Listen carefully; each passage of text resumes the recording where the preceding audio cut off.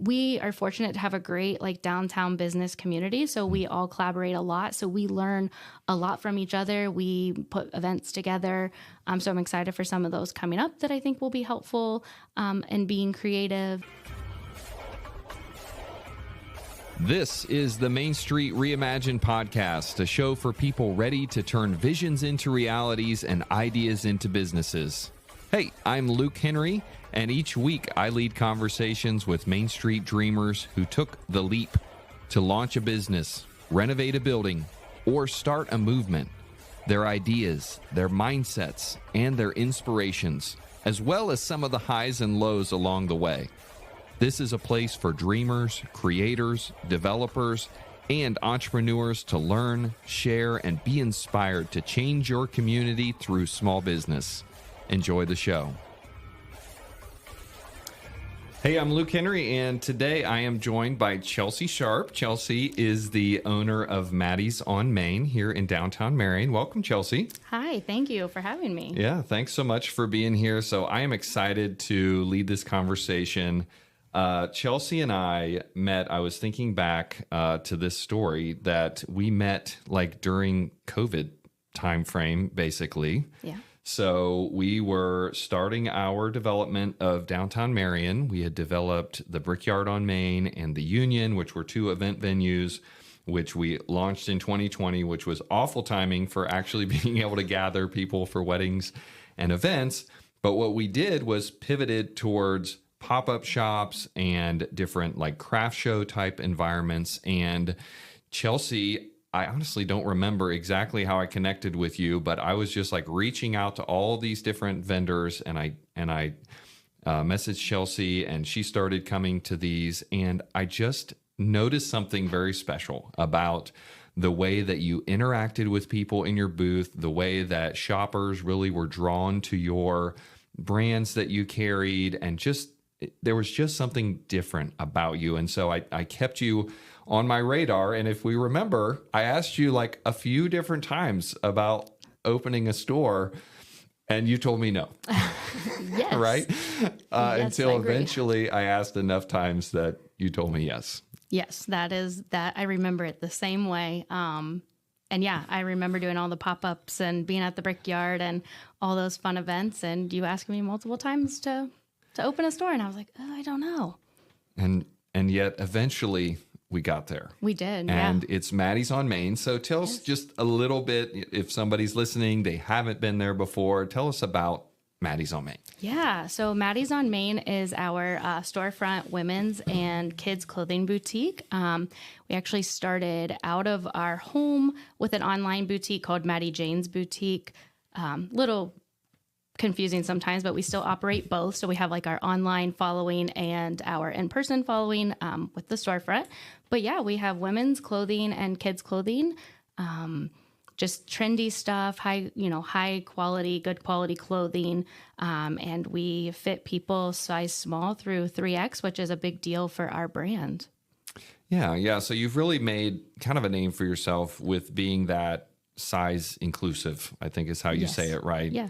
And people are really drawn to that Yes. because you have things for all different shapes and sizes. And I just love the work that you do. I love seeing people leave your store with the smiles on their faces and as they shop, and just you're doing such important work with just making people look and feel good. Yes, absolutely. And that's kind of part of, I'm sure we'll talk about later too, but just connecting with people. It's not about selling the stuff. It's about the relationships that you make with your customers. They actually become friends. So that's really important. And I feel like we can do that with our size inclusivity that we offer. Yeah. The other thing I just love about Chelsey is just the way that you've become a champion of Marion, and particularly the downtown and other local businesses. You're all the time sharing your experiences on social media.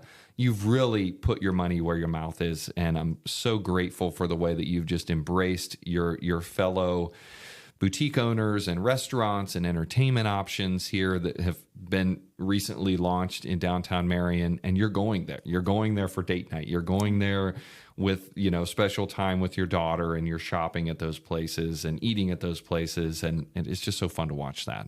Yeah, no, we really enjoy it. It's important to us. And yeah, you got to put your money where your mouth is. Like you said, if we're not supporting those places, like how do we expect other people to do that? But we really have great places. It's not just going there because we have a business and we want other people, to come. Like we have awesome businesses, restaurants, shopping. So you don't need to go anywhere else. So I appreciate that. Yeah.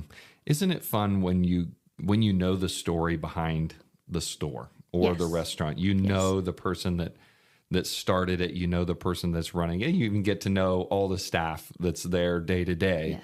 And to me, that's just a really meaningful experience. And I know that you're getting that as well. Yes, absolutely. The story behind the people really make up the whole experience. I agree. Yeah. So with that, of course, we want to hear your story and, kind of starting from the beginning, growing up, like, I don't even recall. Are you from here? And, how did you get to where you are today? Yeah. So, yes, from Marion County. I actually grew up in Caledonia with my parents and my sister. Local. Love Marion. Glad to be back here. Actually, Nathaniel and I moved away after we were married. We moved up to the Toledo area. We were in Perrysburg, but worked in Toledo. And we really liked that area as well, but we had the opportunity to come back home. And I was good to stay. Nathaniel was like, absolutely not. We're going back home. And now I'm glad that we're back here and everything. But, grew up local. Glad to be back here. Kind of my story or how we got here. I started working at the age of 16 in retail. Actually worked for Gordon Food Service here locally. But I was I didn't do a lot of sports. I wasn't great at those things. I didn't have a lot of hobbies, but I was passionate about working. I was like kind of embarrassed at the time, but now I see where it was. But like I was like the star employee there. Like I was great at sales. I was great at customer service. We had these like little pens I remember you would get for different experiences, and I had the most pens or whatever. But I always just really enjoyed that. And really I look back and it was the customer interactions. Like I enjoyed the customers and just working with them. Like you didn't get credit for selling stuff there. You didn't get, anything like that. So it wasn't even motivated by how much sales can you get. But anyways, I kind of started my work experience there and worked multiple other retail jobs throughout my life, actually moving into more clothing things. But at that time, once I graduated high school, I went to college, and I actually went into college. I thought I wanted to be an accountant, and that was a joke really fast. Little story behind that is my aunt was the first person to go to college in my family, and she's she got like an associate's degree as a bookkeeper and everything. So I was like, I want to be like her. That's awesome that she went to school, and I love her, and I'm thankful that I got to watch that journey. But accounting was not for me. Math was not for me, and I was like, I don't know what I'm gonna do. I landed on social work. Super happy with that career, which I think fits into a couple of things I've said already, is just people, like loving people, connecting with people. I recently finished my master's, which we'll kind of talk about how I got started with all of, are you going to open a business day? I can't, I'm busy. I went to school for that, again, connecting with people, but all through college, I worked and I did retail. I did some retail at TJ Maxx. I had a manager experience there. But then I worked in a high-end retail in Toledo where we did make commissions and things like that. But I was always just like excited about those things, or like you could see, working with that customer and seeing the things that they ended up getting because you were able to help them. Like that was always just exciting to me. I did a lot of, I guess maybe like some of the multi-level marketing, or however you would say that. But like the direct sales kinds of things. Yeah. I didn't like that and the aspect of, having all these things that you had to accomplish, but I was good at it. I don't know. So kind of weird. I have that experience as well. And I think this is kind of leading me to how we came up with the boutique, or the whole store. Yeah. I think it was like right at COVID. It was June 2020 when we opened our online store out of our home, which me and all my crazy ideas, I'm like, man, all these cool stores online, but like, there's just so much stuff. Like, I don't know. I can't buy all these things. I can't shop all the time. I'm like, I told Nathaniel, I was like, I want to have a t-shirt store. And he was like, a t-shirt store? What? And I was like, I don't know. I like to buy t-shirts. So like, why not sell them? Yeah. He was like, okay, like you're crazy, but give me a plan or something. So I just kind of made it up as I went, and we started this t-shirt store. As you can tell now, it is. You've evolved. We've evolved a little bit. Actually, I don't think it was ever just a t-shirt store. I had all kinds of things. But yeah, I don't know. Like there's just kind of, I get this idea and I just run with it. So I don't know. Yeah. That's kind of, I don't know where I probably got off on there, but that's how we got to at least the online part of our store. Well, I love that so much. I mean, several things that you mentioned, I jotted down just that resonate with me personally and a lot of other entrepreneurs that I know. And that is, at a young age, you started working and you just loved working, and I hear that. I feel that way. I think that all along, like you have to love what you do, because being an entrepreneur is not for the faint of heart, right? It is a lot of work, and you have to just really love the experience and the process of building something and recognizing that you're working and not really getting paid directly, right? I mean, that's a totally different mindset. And then going into connecting with people and getting good at selling things, which sometimes sales gets a dirty word, and even direct sales, situations. And we can agree that there's probably some of those that are a little less beneficial than others, but some of those are great experiences for people. I mean, how do you look at selling that's not slimy? I mean, what's your mindset around selling stuff? No, that's a great question. And actually, at our team meetings that we have all the time, because obviously we are fortunate to have a few great employees. I tell them all the time, like, we're not in the business of sales. We're in the business of relationships. I'm very confident that we have great products and they sell themselves. And the connection that we make with our customers, who honestly turn friends, we're not pushy. We're not, I tell customers this too, but the girls that work for me, like, I would rather them come in and try on 10 pairs of pants and not get a single one than to push them out with a couple of pair. And then they have that like buyer's, guilt or remorse and then want to return. I'm very prideful that our return rate is actually really low. And I think that it is because of that.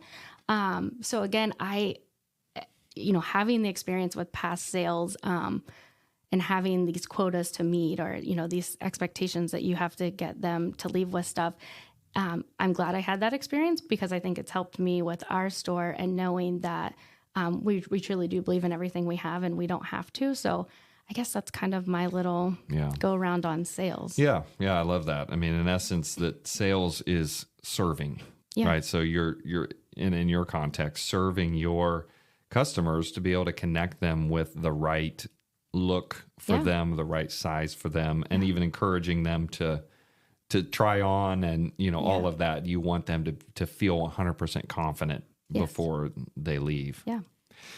So the other thing that I jotted down was just June 2020, opening your first online deal is just seeing the opportunity. And I think as some of us think back to COVID, there's a lot of war wounds, and especially entrepreneurs, some PTSD and everything, I think. But at the same time, this is a great example of there were opportunities that arose from COVID. And for you, you're like, well, the stores are closed. I see other people having success this way. It's something that I would personally like if I was, I would personally like something like this. It doesn't exist exactly what I'd like to see. So why not create it? Yeah, absolutely. And I'm a person that's funny. I'm not a huge online shopper. Also, that probably helps with my more supporting local. I want to go in, I want to feel things, touch them, whatever. But other people love shopping online. And so, but being local and having the opportunity, people are like, you let people come to your house. I think back and I'm like, I don't know if that was crazy or not, but they could still shop online. They could get their stuff locally. And so we still got to have some experiences even though it was online. So yeah. Yeah. Still able to connect with people. Yeah. And then obviously eventually that parlayed into the storefront. So, I mean, I want to talk a little bit about that.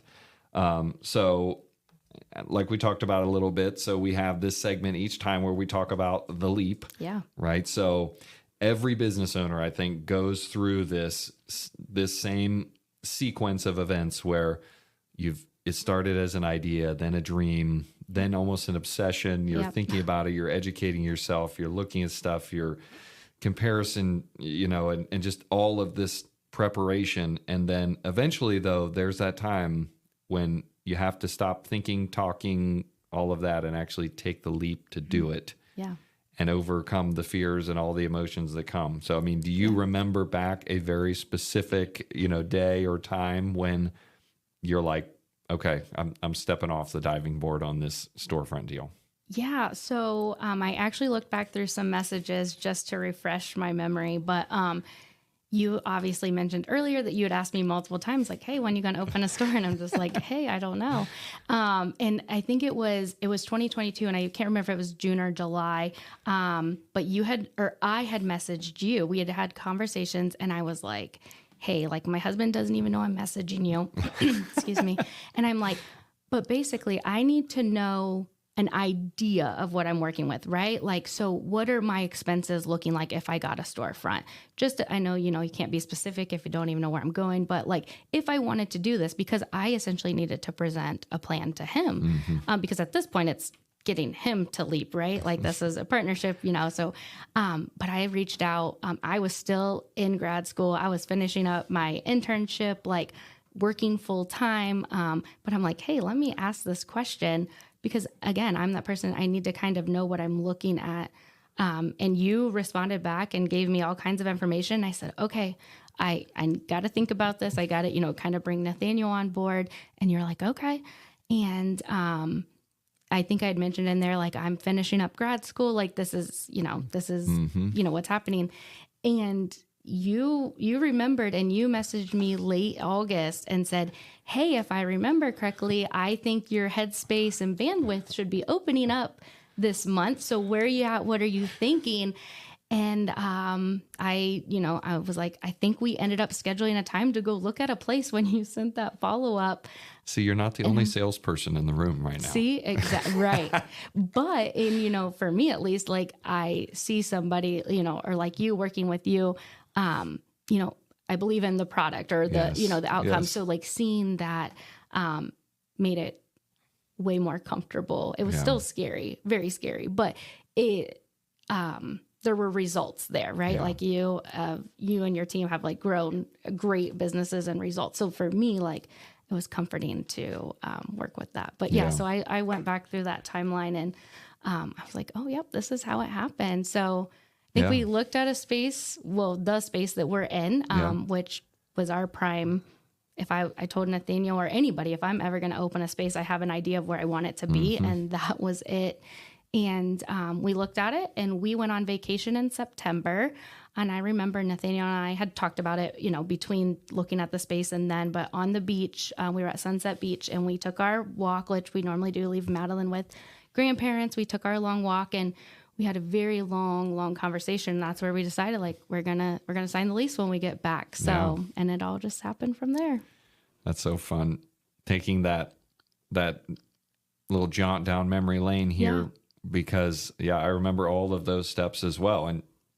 And you telling me, like, well, I'm just, I can't do this. I'm in grad school, and maybe in the future. And so I was just like, and like you said, I mean, I believed in you, and I believed in the product of what we were creating, great spaces on South Main Street. And we wanted to fill those with vibrant businesses and engaging business owners. And I just thought, you had what it took to make it happen. And so I was going to be pleasantly persistent until you either told me to really get lost, or you decided to move forward. I'm glad you did. Yes. Oh, we are so glad that we did too. Yeah. So November 2020 is when or 2022, I'm sorry, yes. is when you opened Maddie's. Yes. And so we're coming up on 2 years. It's crazy. Yeah. I mean, so it's been a roller coaster, I'm sure.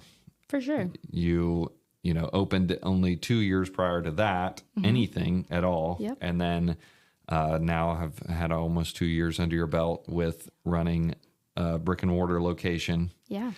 Tell us about some of the challenges that have come with that experience. Yeah. I am the most organized, unorganized person, if that's a thing. I love organizational things and I love lists and all these things, but somehow I'm like never organized. So one of the challenges with opening the store or having the business in general is I just always have ideas. I always have things. And probably 2 years in the brick and mortar, I still don't have a great system down or a great plan. Can ask the girls, honestly. They're going to walk in today to sticky notes of, hey, this was my idea that I had. And they just go with it. They know. But that's probably one of the biggest challenges is just, I think having to be prepared in advance, right? Like we should already be prepared for Christmas, the holiday season. And I really fly by the seat of my pants, which is probably a blessing and a curse.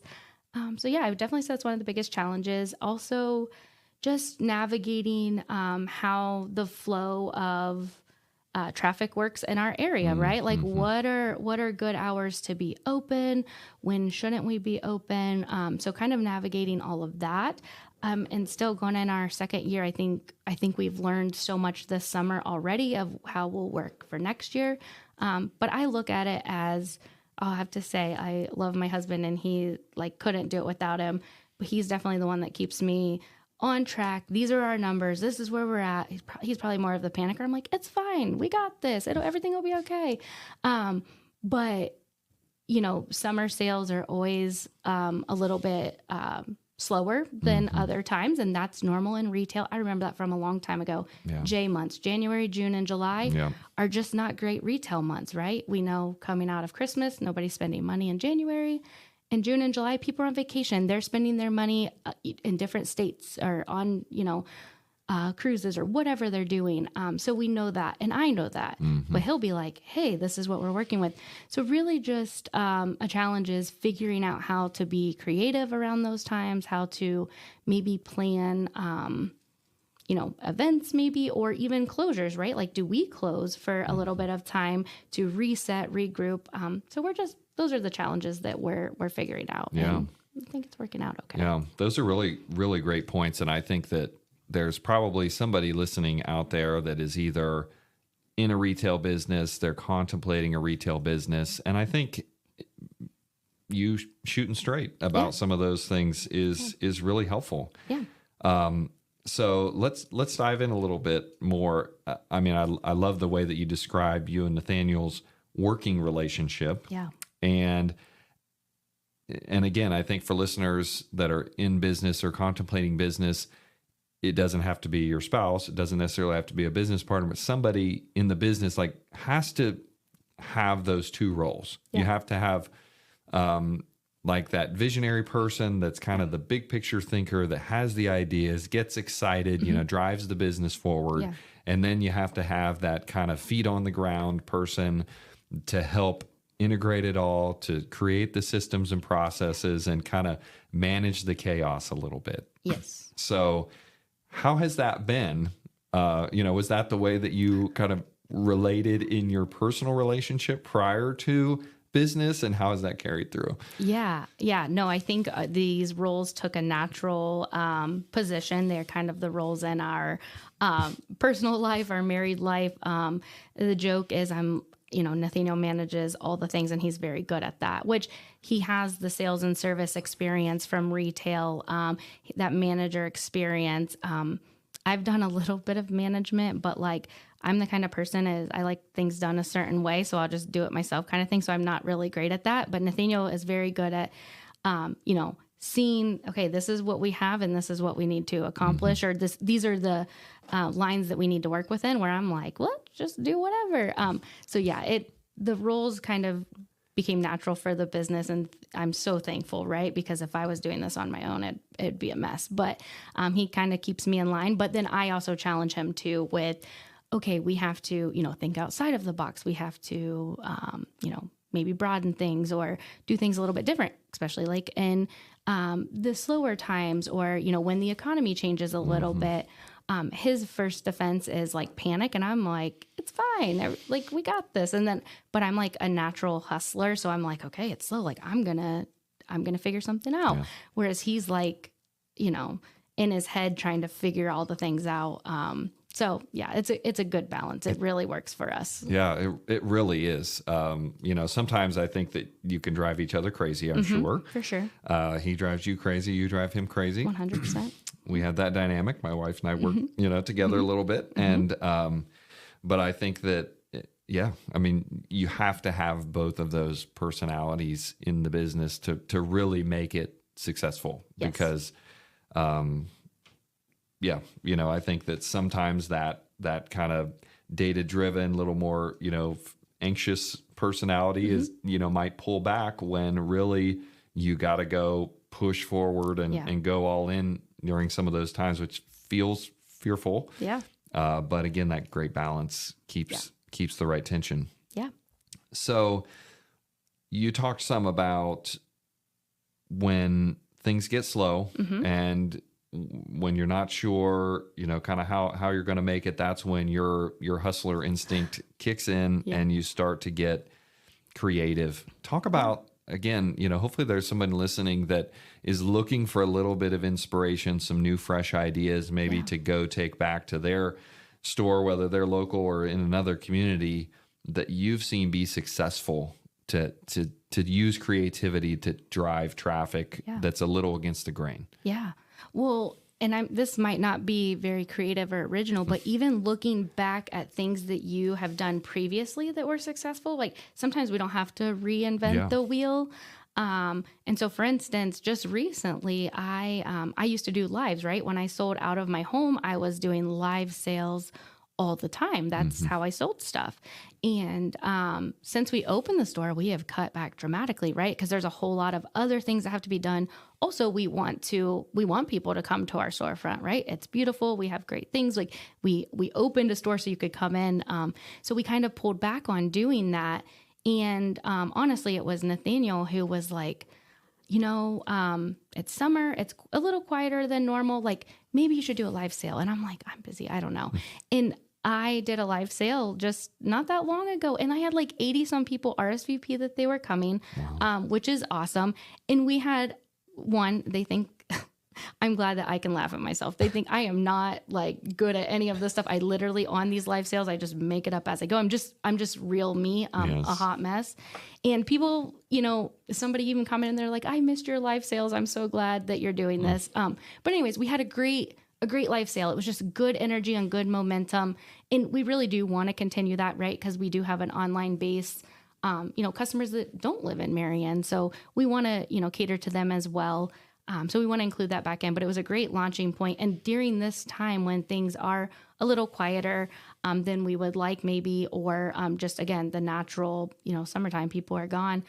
It was a great thing to do. So not super creative in the sense that we knew that worked previously. We just needed to pull it back out. So that's one thing that I would say. We are fortunate to have a great downtown business community. So we all collaborate a lot. So we learn a lot from each other. We put events together. So I'm excited for some of those coming up that I think will be helpful in being creative and getting people out and about, having something to look forward to and coming to. Yeah. You mentioned events. And so I agree. We've got a great collaboration between downtown business owners trying to creative and also our local Main Street organization, Downtown Marion Inc., who are putting different events together. But talk about a little bit about the impact of some of those events, as well as any events that just you are doing Yeah. and how that's been impactful to your retail business. Yeah. Well, I'll start with the bigger events that like Downtown Marion Inc. Or even our collaboration has put on together. Those events are super helpful. Like Third Thursday, for instance, is huge. I know that that's been going on for a little while, but just even last year's Thursday series and then into this year, it is amazing because honestly, on Third Thursdays, the amount of traffic that we have in our door is huge. Now, maybe our sale number isn't like super high with the amount of people, but honestly, I would say probably 80% or more. I haven't done the actual math.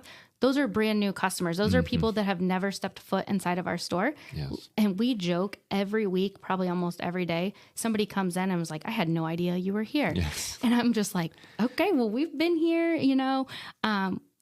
sure, maybe we could always do more advertising, but we're present on social media, like all those things, some billboards, flyers, whatever. But Marion is huge. Honestly, we have a lot of people that live in Marion. So there is a market out there that does not even know that we exist still. But those events are a great opportunity for people to get in and see what we have. And so again, I mentioned earlier, we're not sales focused. I would love for you to just walk in to our store. There is no pressure to ever buy anything, but just to know what we have, because you might be like, oh, my mom's birthday's coming up. Maybe I could come in and find her something or a gift card. It's good. I think sometimes we have that pressure. If we walk into a small business, we feel like we have to buy something. I know that I feel that way sometimes. Right. But the reality is, and I can't speak for everybody, but I think generally all of us business owners, we would love for you just to come in to see what we have so you know what it is for future purchasing experiences. But yeah, so Third Thursday is fantastic. Second Saturday is kind of an event that has been really helpful. Honestly, we see great turnout with that. We usually have a theme around it. That has been a fun, I think it's just a fun shopping experience that people are interested in getting out. It gives them a reason to be like, hey, let's get together. And I think that in this fast-paced world, post-COVID, we've kind of already drifted away from being together with people. And I feel like Second Saturday just gives you a purpose to like call a friend or even like a mom and daughter to come out and get together. And people seem to really like that. So I think it's helpful for our small business. Yeah. Yeah. So great points there. I love what you said about just being real, being authentic. I think that's so important just in the world in general, but especially as a small business owner. People want to know who you are. They want to know your story. They just want to know, that you care and who you are authentically, and that you're not perfect either, and that you're figuring it out.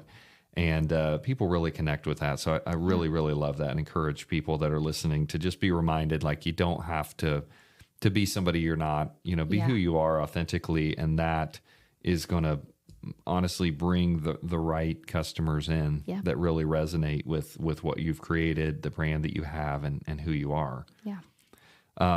So you mentioned about, just wanting people to come out. I understand that maybe there is some hesitancy, like somebody listening that's local and they're like, I would like to go in there, but I don't know if she has anything that I would like. Mm-hmm. Let's talk about, from both the customer standpoint and from the small business standpoint, how can we lower those barriers a little bit to make people more comfortable? Or as a customer, like, what can you do to make the shop owner more comfortable, and vice versa? Yeah. Oh, that's a great question, and something we definitely need to work on and do. I think, starting with the customer standpoint, like, if you don't know what somebody has, the only way to really find out is to go in there and see. And then from that, I would encourage you, if there is something that you're looking for, like, so I'm in the clothing world. If there's some type of clothing that you're looking for, like, we take recommendations and suggestions all the time. That doesn't mean that I can or necessarily will bring that in if it doesn't fit our style. But I have brought in so many things that people have wanted, and it's gone over really well. Like, for instance, petite jeans, right? Like, there is not a market for that here in Marion, not even at our like big box stores or whatnot. We carry petite inseam jeans. That's something that has gone over really well. People have appreciated that. But there's other things, I'm trying to think off the top of my head, but But if there's an idea that somebody might have or wish that somebody carried, there's probably a market for somebody to open another space for those things. I always tell people, I'm like, I would love to have all those things, but we need a whole store for that. And that's not on my plate right now, to open a whole nother store. So somebody else needs to do that or could do that and be really successful. But we like to hear those things, and to know but some of us, our stores might be able to carry those things and help that out. But if you don't come in, you won't really know what we have. Because then people will come in and they'll be like, oh, I had no idea you had that. And I'm like, oh, we've had that for 2 whole years, or whatever. And then from a small business owner standpoint, I think, I know me specifically, we're working on our social media and marketing and things. And we do, honestly, social media is probably our biggest thing. And I know that not everybody uses social media, but a majority of people do. And also when you do like a billboard or a flyer, that's, you can't always capture all the things. It's more of just like a general, like, hey, we're here. But on our social media, I know that we need to do a better job, and I want to do a better job of advertising what we do have, or highlighting the brand or the content that we have, right? Like I don't know when the last time we posted that we have petite jeans, right? But now that I say that, like, people probably don't know that, and I could put that out there. So we need to do a better job of letting people know what we do have. So yeah, that's really good. Something you did the other day, which aligns with this, is just, you posted on your personal social media. I don't know if you did on your store as well, but you just said, hey, we're ordering some new stuff. What would you like to see? Yeah. And just, I think people like to be involved in the process. Yeah. So did you get some good feedback from that? We did. Yeah. And we put Nathaniel, which is posted from our business page. So I don't know what it says, but we were literally sitting on our couch at home, just being real. It was like a dark grainy, we're sitting on our couch, like watching, I don't know, he was probably watching Netflix or something. And we're just on our, wholesalers, like ordering stuff. And he was like, we should see what people want. And we get great feedback, and we, hopefully you will see some of those things coming for the fall. So yeah. Well, that's exciting. Yeah. That's great. So, we talked about some of the challenges, some of the opportunities. I mean, what have been some of we'll flip that the other way. Like, what have been some of the really unexpected joy or, kind of positive things that have come from running this business? Yeah. So I have a couple of things to say to that, but I'll start with, again, I've talked about it a lot, but really just those customer relationships and things. And we had those online. It's so funny. Now that we have the store, I feel like I know people by their social media name, and they'll come in and I'm like, oh my gosh, I can they know me, right? Yeah. They would watch me live, but I would just know their little tiny profile picture and their name. And then they would come in, and now like I have this whole new, again, like all these people, like they're my friends on my actual social media, not just on my business page. Like we communicate. I've learned that I've worked with some people, and I'm like, oh my goodness. But so just those relationships, I think has been a huge, maybe I wasn't that surprised, but it really is like a true blessing. Like it's really fun. And then another surprise, I think, or fun thing from that is just, I feel like being able for Madeline, our daughter, to see us, like to see kind of that, hard work,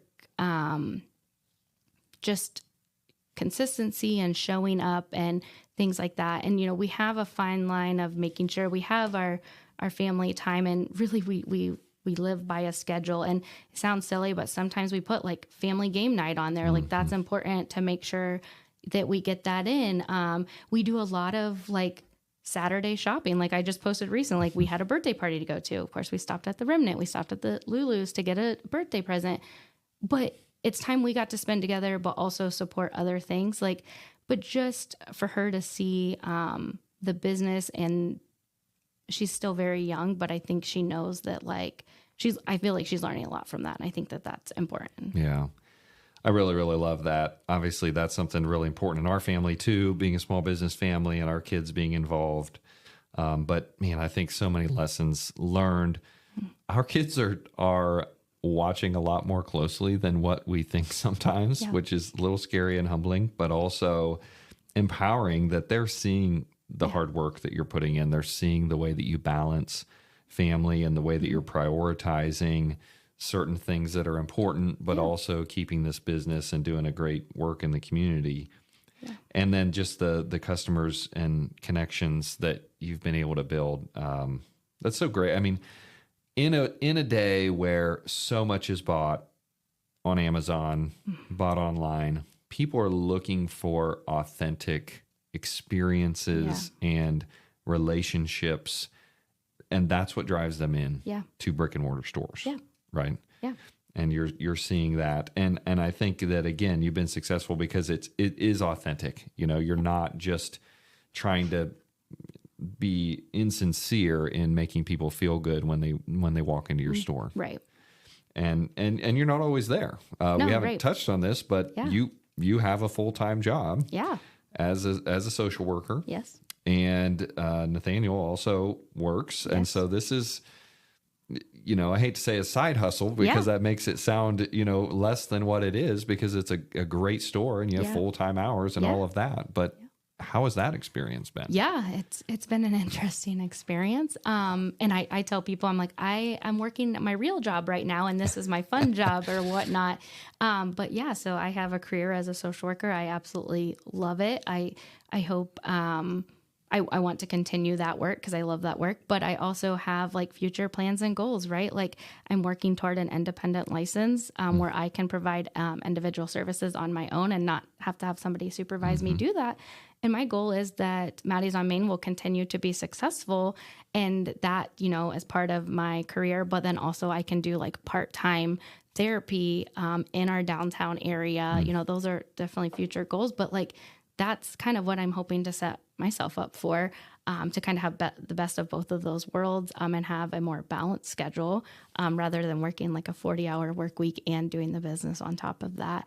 But yeah, it has been interesting to figure that out. Thankfully, we were fortunate enough that at the time that we decided to open the store, Nathaniel was self-employed, working for himself, partnering with a friend of ours and contracting. And when we took on the store, we were in a place that he could step back from that a little bit, and he could kind of manage the business thing. And again, with his retail experience and all of that, he is cut out for it. That's what he knows, and he's really good at it.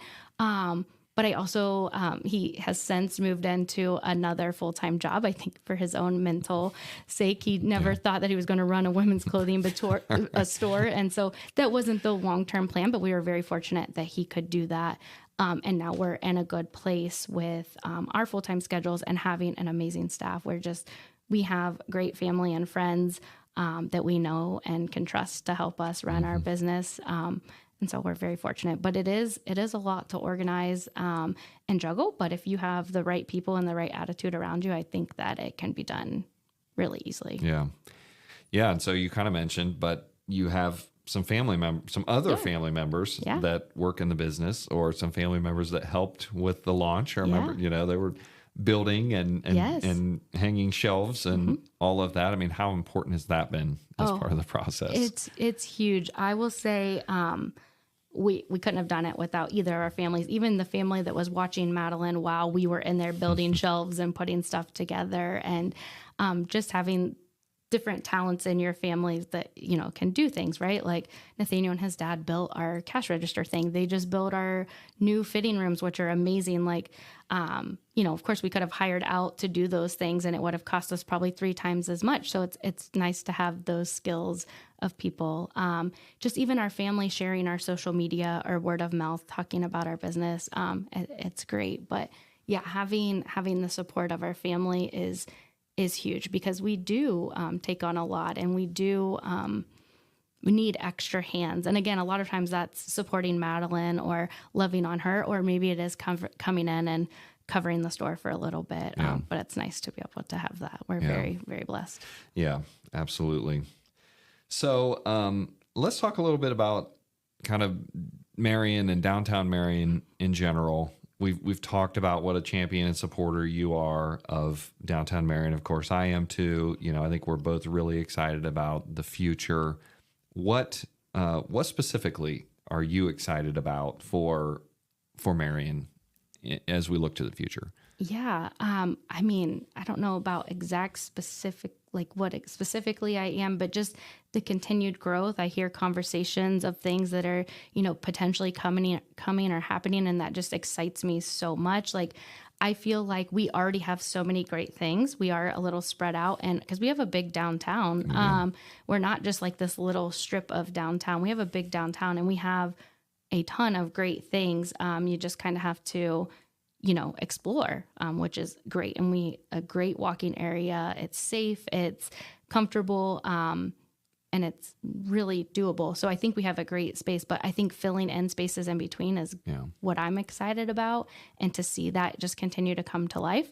I feel like, again, kind of mentioned before, every week or, every month, new people are exploring downtown. They're realizing, okay, it's not scary. The parking is not as scary, or there are, places to go and things to do. So I'm just excited about that continuing. So yeah, I just think that it's going to get better and better, and that's what I'm excited for. Yeah. Well, you're such an important part of that happening. We've covered a lot of ground here. Tell me, in summary, if there is someone listening, they've heard your story and they're like, man, that is inspiring. What would you tell them if they're contemplating taking the leap into their own business venture? Maybe it's along the lines of how you've done it, or maybe it's a different way. Yeah. I say you just got to take the leap. Like, you got to jump in and just do it. If you have the heart for it, the passion, the energy, don't worry about time. Like, you figure it out. But if you have those things, that motivation, like you can be successful. But you just got to jump in and do it. You're wasting time if you haven't already. So yeah, I say just go for it. What I think Nathaniel and I had this little motto. What is like, well, I can't remember it now, but it was something along the line, like, what do we got to lose? Like, kind of like a joke or whatnot. Yeah. But like, really, it's like, if we don't do it, like if you don't do it, you don't know. And then you'll probably end up with regrets, and you might as well get started now before you do. Yeah, I absolutely believe that as well, that the pain of regret is sometimes worse than the pain of failure. And we kind of overemphasize the potential failure. Yeah. And we forget about the potential regret or the potential success. Yeah, absolutely. Yeah. So we like to talk about continuing to resource small business owners or people that are looking to take the leap. What are some resources, inspirational, educational, that you found that have really helped you in this journey? Yeah, no, that's a great question. And I feel like any like little interview or whatnot you do, this gets asked, and I'm like, oh my gosh, I don't. I really don't have a specific resource or a good answer, which I should probably hone in on one of those. But really, whatever it is that you believe in or do, but I believe in God and have faith, and so that's really just like a strong thing for me. And I know it's different for everybody, and that's okay. But really, just finding what that is, putting your energy into that, and working toward that. There are some good books out there. There's great podcasts out there of people who do the work. I mean, I'm sure, Luke, you can give them all kinds of recommendations. But I'm going to throw this one book out there. This isn't like the end all be all or whatnot, but I actually did it for a women's group, but it's called Declutter Your Way to Success.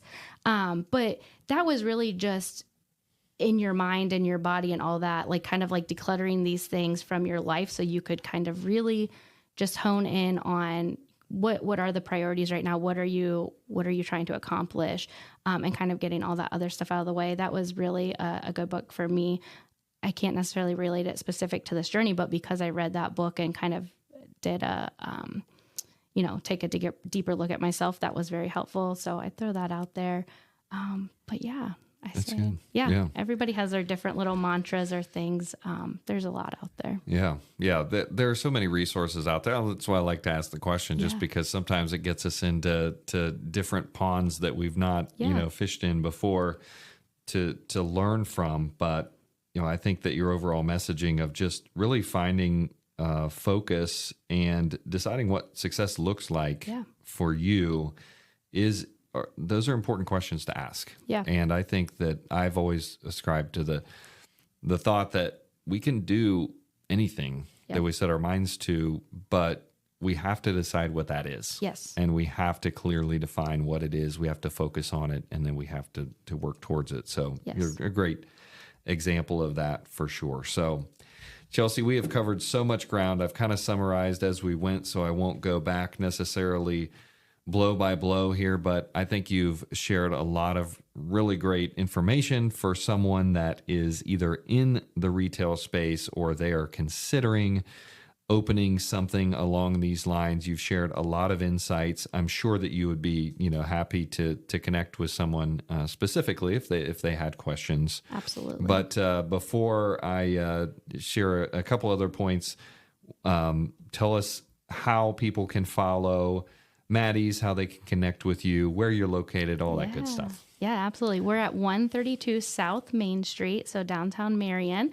We're beside the newest downtown store, Elena Renee, the great neighbors. But yeah, come check us out down there. We are on Facebook and Instagram at Maddie's on Main.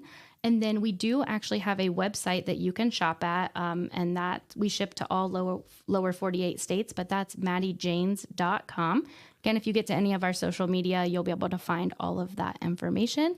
We have regular store hours that are posted on Google, online. We have a ton of Google reviews, so you can kind of get an idea of customer experiences and things there as well. I love it. Thanks so much again, Chelsey, for investing your time with us here. I'm Luke Henry. This is the Main Street Reimagined Podcast. If this has been helpful to you, I would ask that you share it with somebody that you know. Please leave us a rating and review. If you have feedback, please share that with us. We're looking to answer your questions, to be a resource. We want to see Main Streets be reimagined here in downtown Marion and then beyond. There's so many opportunities. People are looking for great local businesses to support, and it takes some folks taking the leap. So if that's you, I encourage you to take that leap. If we can be a resource as we go, please let us know. Thanks again for listening. Thanks for listening to the Main Street Reimagined podcast. To learn more about Main Street Reimagined, Henry Development Group, or our work in downtown Marion, Ohio, please visit mainstreetreimagined.com. If you want to connect, or if you know someone who we need to interview, shoot us an email at info@mainstreetreimagined.com. Until next time, keep dreaming and don't be afraid to take the leap.